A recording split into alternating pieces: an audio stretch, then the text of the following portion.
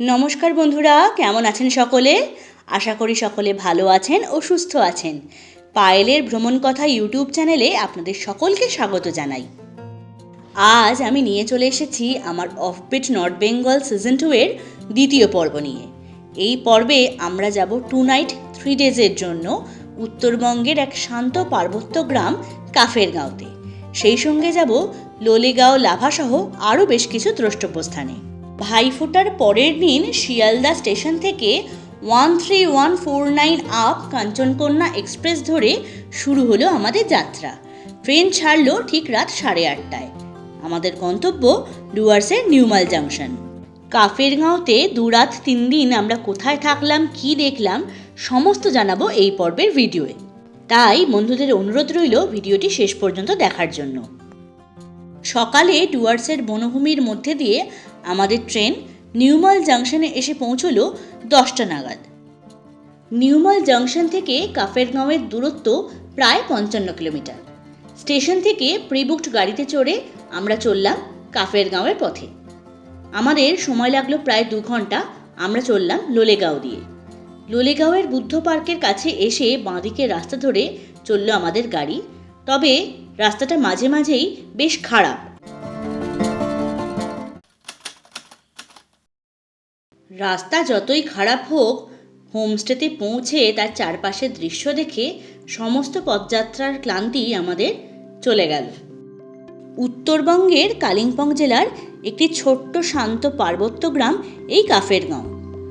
শহরের কোলাহল থেকে পালিয়ে যারা একটু শান্ত নিরিবিলি পরিবেশে প্রকৃতির সঙ্গে একান্তে সময় কাটাতে চান, তাদের জন্য লোলেগাঁওয়ের কাছে অবস্থিত এই কাফেরগাঁও এক আকর্ষণীয় ডেস্টিনেশন। সঙ্গের উপরিপাওনা কাঞ্চনজঙ্ঘার নয়নাভিরাম দৃশ্য। কাফেরগাঁওতে আমরা ছিলাম কাফের হোমস্টের ডিলাক্স ডুপ্লেক্স কটেজে।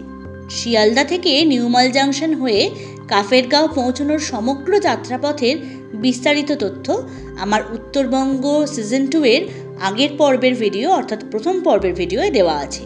আপনারা চাইলে দেখে নিতে পারেন সেই ভিডিওর লিঙ্ক আমি ডেসক্রিপশন বক্সে দিয়ে রাখবো। হোমস্টেতে পৌঁছে চেক ইন করে ফ্রেশ হয়ে লাঞ্চের জন্য আসতেই হোমস্টের কর্মীরা আমাদের নেপালি সংস্কৃতির খাদা বা উত্তরীয় পরিয়ে অভ্যর্থনা জানালো। লাঞ্চের পর আজ কাফেরগাঁও হোমস্টের মধ্যেই চারপাশটা ঘুরে দেখতে লাগলাম। যেহেতু আজকে প্রথম দিন, তাই আজকে আর বাইরে কোথাও যাব না, হোমস্টেতেই বিশ্রাম নেব। সামনের এই দুটো কটেজই হলো ডিলাক্স ডুপ্লেক্স কটেজ, যার একটাতে ছিলাম আমরা। হোমস্টের সামনে খুব সুন্দর কেয়ারি করা লন ও গার্ডেন আছে, তাতে চেয়ার টেবিলও পাতা আছে। এখানে বসে বসে প্রকৃতিকে উপভোগ করতে করতে দিন কাটিয়ে দেওয়া যায়।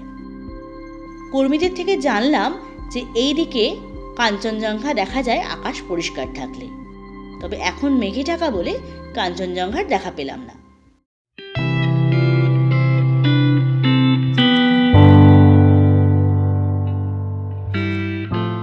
হোমস্টের লনে বসে প্রকৃতিকে উপভোগ করতে করতেই দিন শেষ হয়ে এলো সন্ধে। আর পাহাড়ের সন্ধে মানেই সে এক আলাদা অনুভূতি।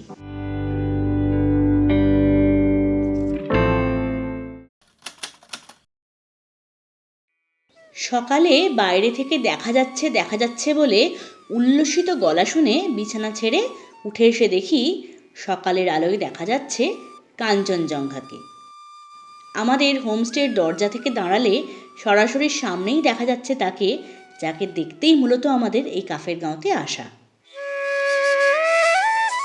এর আগে দার্জিলিং থেকে বা শিটং থেকে ফেরার সময় শেষবেলায় কাঞ্চনজঙ্ঘাকে দেখতে পেলেও এত কাছ থেকে এত পরিষ্কার কোনোবার দেখিনি। ঘুম থেকে উঠেই পরিষ্কার কাঞ্চনজঙ্ঘার দর্শন পেয়ে আমরা এতই আপ্লুত যে ঠিক করলাম আজ আর কোথাওই যাব না, কারণ বিশ্বাস করুন কাঞ্চনজঙ্ঘাকে ছেড়ে কোথাও যেতে ইচ্ছাই করছিল না। তবে বেলা বাড়ার সাথে সাথে কাঞ্চনজঙ্ঘা মেঘে ঢেকে যাওয়ায় বেরিয়ে পড়লাম পায়ে পায়ে হেঁটে কাফেরগাঁও ঘুরতে। পথে বেরিয়ে দেখা হলো এনাদের সাথে। এনাদের বাড়ির সামনে দাঁড়িয়ে ক্যামেরা তাক করছি বলে সবাই এক এক করে মুখ বার করে পোজ দিলেন। হাই। হোমস্টের সামনের বাঁদিকের এই মোরাম বেছানো রাস্তা ধরে এগিয়ে চললাম। পাশের এই বাড়িটাতে হোমস্টের কর্মীরাই সপরিবারে থাকেন।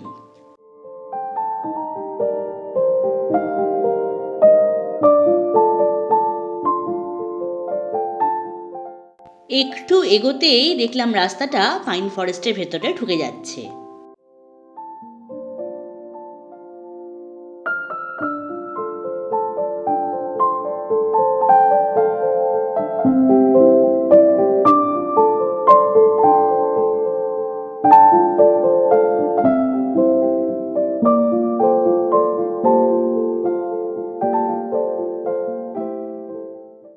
যত ভেতরে ঢুকছি বন তত গাঢ় হচ্ছে।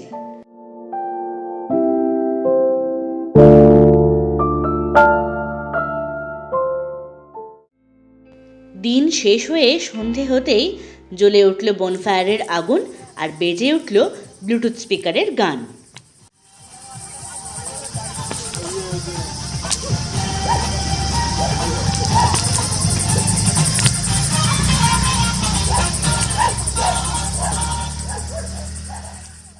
বনফায়ারের আগুনের ওম নিতে নিতে শেষ করে ফেললাম আমাদের কাফের গাঁওয়ের দ্বিতীয় দিনও।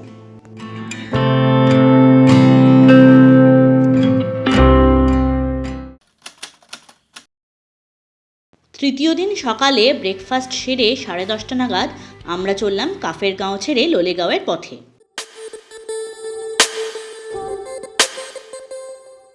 আমাদের হোমস্টে থেকে লোলেগাঁও পৌঁছতে সময় লাগলো 10 মিনিট। লোলেগাঁও পৌঁছে আমাদের গাড়ি এসে থামলো লোলেগাঁও ইকো পার্ক বা লোলেগাঁও বুদ্ধ পার্কের সামনে।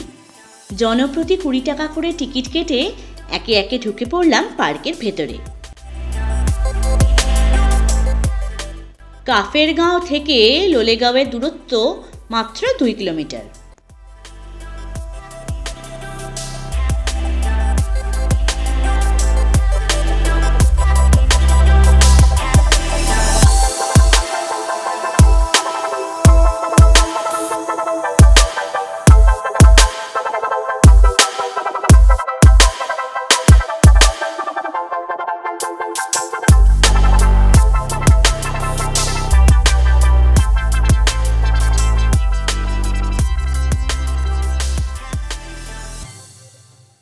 লোলেগাঁও ইকো পার্ক দেখে পার্কের পাশের স্টল থেকে মোমো খেয়ে এবার আমরা রওনা দিলাম ডাবলিং 360 ডিগ্রি ভিউ পয়েন্টের দিকে।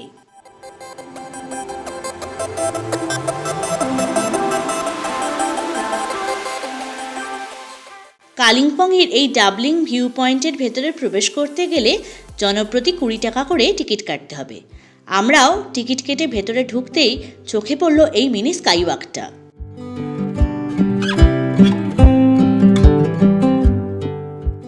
ভিউ পয়েন্টের ভেতরে রয়েছে এই পার্কটা।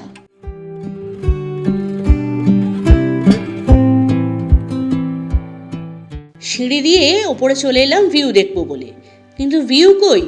আস্তে আস্তে মেঘে ঢেকে যাচ্ছে চারদিক, তাই কোনো ভিউই আর দেখতে পেলাম না।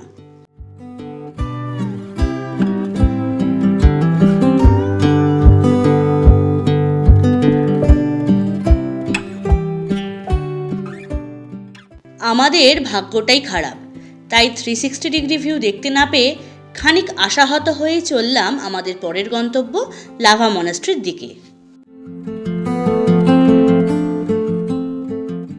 পৌঁছে গেলাম লাভা মনাস্ট্রিতে, যার পোশাকি নাম কাগু থেকচেন লিং ইনস্টিটিউট অ্যান্ড মনাস্ট্রি। আবার একে রত্নঋষি বিহার বৌদ্ধ গুম্ফাও বলা হয়।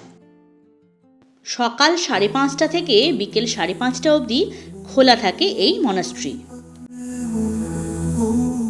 লাভা বাজারের ঠিক পাশেই অবস্থিত এই মনাস্ট্রির দূরত্ব লোলেগাঁও থেকে প্রায় 22 কিলোমিটার।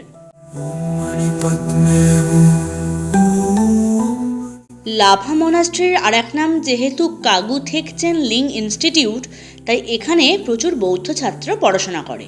খুব সম্ভবত এটা তাদেরই স্কুল বা হস্টেল।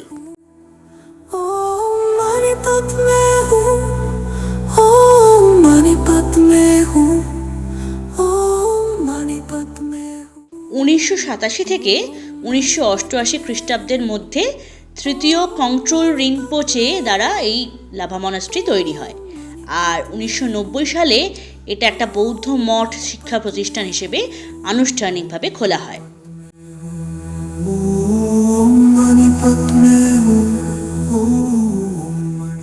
তবে মনাস্ট্রির এই অংশটা 2001 সালে বৌদ্ধ ধর্মগুরু দলাই লামা এসে উদ্বোধন করেন।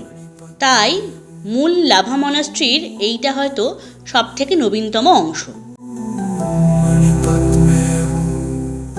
এটাই হলো মূল লাভা মনাস্ট্রি।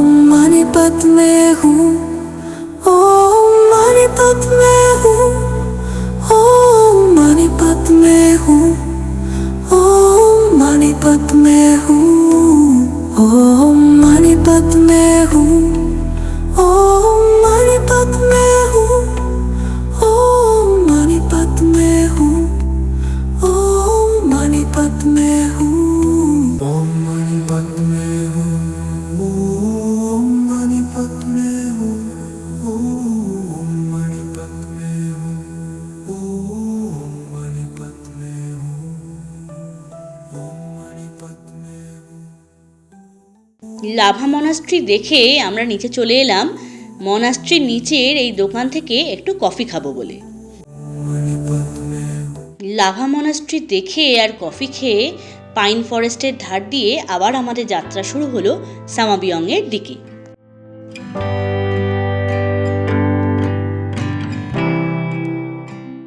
কেমন লাগলো আমার 2 রাত 3 দিনের কাফেরগাঁও ভ্রমণ কমেন্টে জানাতে কিন্তু অবশ্যই ভুলবেন না।